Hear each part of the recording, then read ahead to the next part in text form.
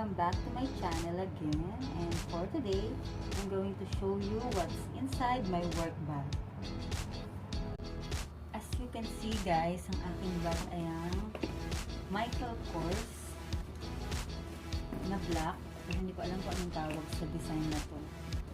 So, alam ko lang Michael Kors siya. Yan. So shoulder bag siya, pero pwede mo siyang handbag. And then, may design lang siya dito, padlock, and nandito yung susi niya. Ayan.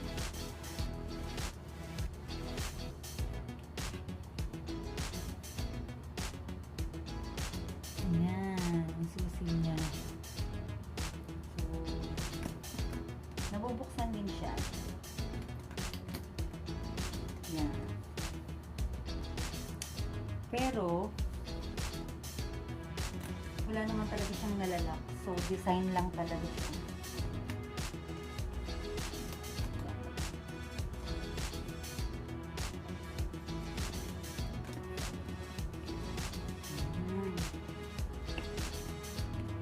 And guys, this is my first time na gumawa ako ng video ng what's in my work bag. Matagal ko ng plan talagang gumawa ng ganito, kaya lang laging nauudlot dahil super busy, laging magulo yung bag ko. Pero right now naman magulo pa din, pero nice ko naman siya kahit pa. Ang first content ng aking bag ay ayan, itong Kate Spade na wristlet. Ito na rin yung nagsiserve as my wallet. So nandun lahat ng aking cards, receipt, and cash, halo-halo na, coins. Hindi ko na siya isa-isahin kasi baka abutin pa tayo ng bukas. Ayan. And then, ito naman ang aking kit. So, ayan. Ito, nabili ko lang to sa Novo for only 120 pesos. Ayan, may pa-butterfly siyang design. And what I like about this is yung kita mo agad yung content nung etong TK kit. So madali kong mahanap kung ano yung kailangan ko. And then ang laman naman nito ay yan. I have my CC cream from Quick FX. Usually, ang ginagamit ko talaga is Cafidal kasi may SPF yon. Dahil pag nagmamadali ako sa umaga, minsan din ako nakakapag-ayos sa bahay. So, ito na lang yung ginagamit ko pag sa office ako. And then, meron ako dito loose powder. So, paiba-iba ng loose powder ang gamit ko. And, since 2017 kasi, pag mga normal days lang or papasok lang ako sa office ay hindi ako gumagamit ng pressed powder kasi mostly kasi nasa field ang work ko, so lagi akong pinagpapawisan kaya useless din kung magpe-press powder ako, kaya powder lang lagi ang gamit ko para mag-freshen up.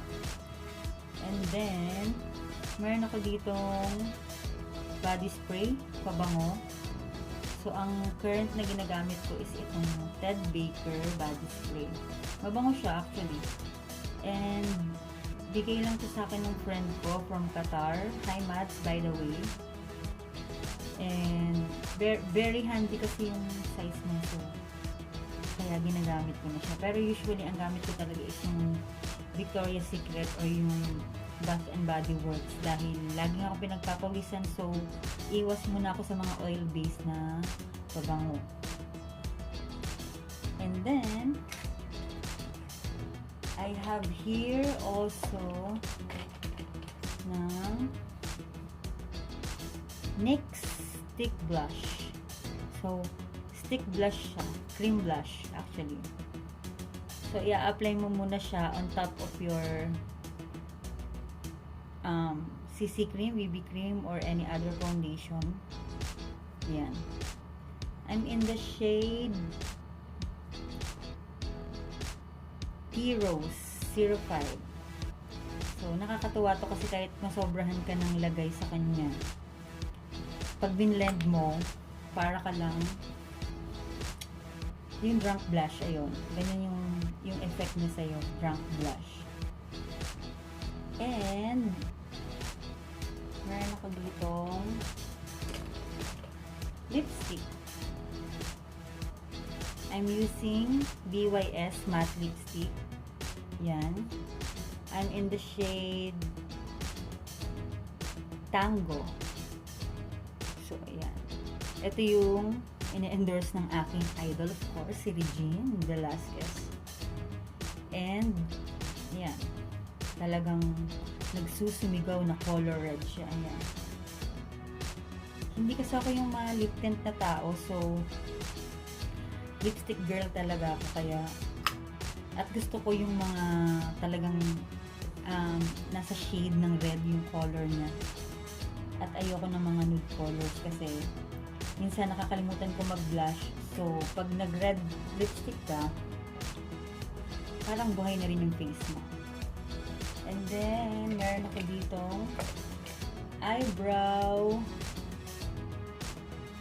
liner.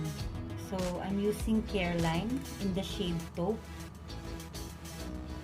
And retractable. Retractable siya. Ayan.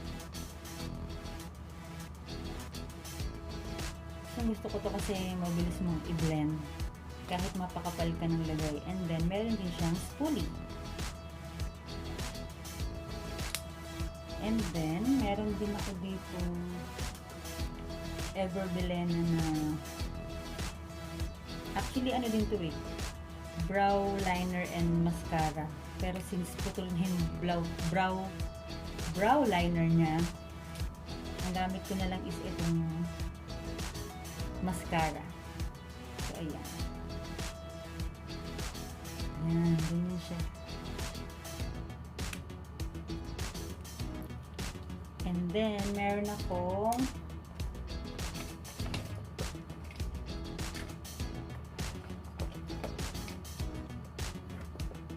dito toothbrush. So, ayan. Hindi ko alam bakit dito ko nailagay ito. Pero, ayan. Ayan yung toothbrush na gamit ko. And then, meron akong vitamins. So, ang vitamins na gamit ko ngayon is Potency. Napaubos na. Ayan. At dito ko siya nilalagay sa kikay kit ko dahil pagdating, para hindi ko siya makalimutan dahil pagdating ko ng office, ang una ko namang ginagawa ay mag-retouch. So, para after ng retouch ko, iinom na ako ng vitamins para energetic tayo sa morning. And then, meron ako dito sample size ng pabango. Ayan. Actually, hindi ko naman ito nagagamit. Nilagay ko lang yan dyan in case of emergency. And then, meron akong rosary. Yan. Dito ko siya nilagay sa ano ba tawag dito? Sa mesh pouch na to. And then, so wala nang laman ng aking kikay kit. Ayan siya. Next naman, meron ako dito wet wipes.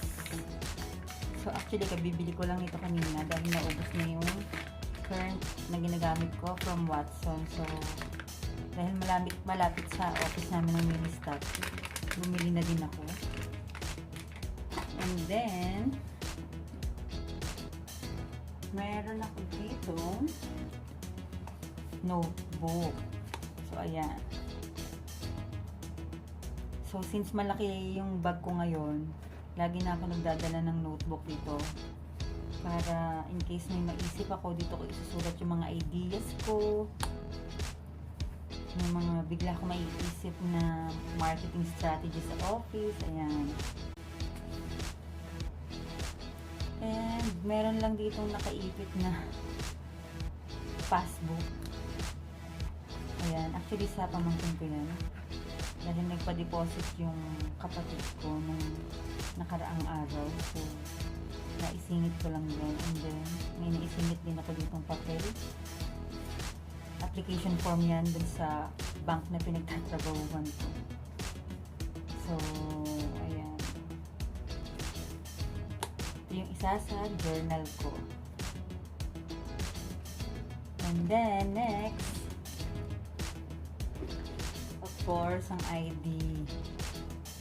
Yan, ID. Lagi ko yan dinadala. Company ID. And then, meron ako dito.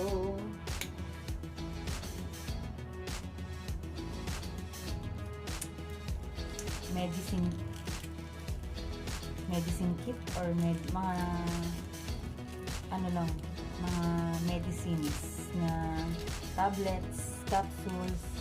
Ayan, yung pang sakit sa tiyan, sa ulo. Dahil pag minsan inatake ako ng sakit sa tiyan, ito, at least prepared ako. And then, I have here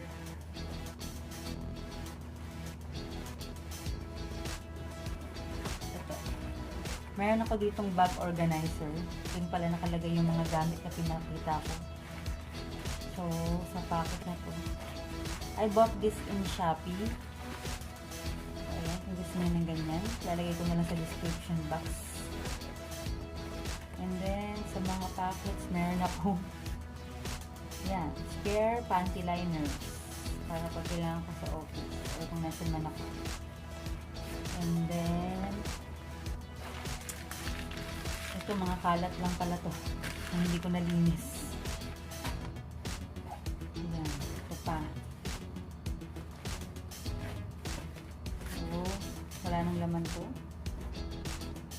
And then dito, meron ako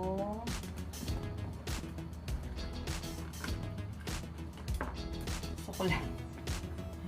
Ayan, nasira na.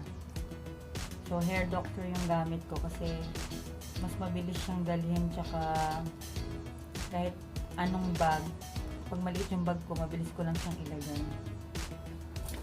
Next, meron din ako dito gel pen and ball pen. Yan pwedeng mawala kasi yung work ko, laging kailangan pumirma, kailangan ng ball pen, mag-take down notes, magpapirma sa client, ayan. So, lagi ko dapat may ganun. And then, meron ako dito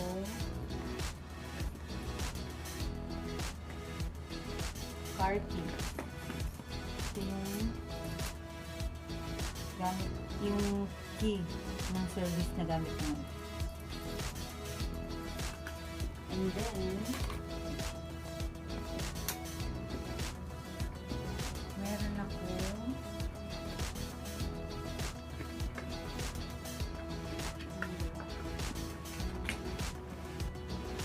mint. So, ayan. May mint ako dito. Mints.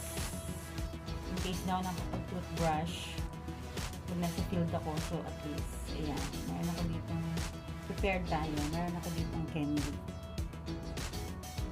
And then, meron ako dito calling card ko. So, isa na lang yung natira dito sa bag ko. Pero meron naman akong spare dun sa service. Nandiyan naman lahat. And then, meron akong mirror. Ayan. Actually, ito ay naputol kasi dun sa press powder ng Maybelline. So, dinala ko na lang din kasi wala akong mirror na madala. Kaya ito na lang yung nabit-bit ko. So, ayan. And then, siguro last na to. Ayan, last na nga talaga siya. Meron ako ditong face mask. Ayan.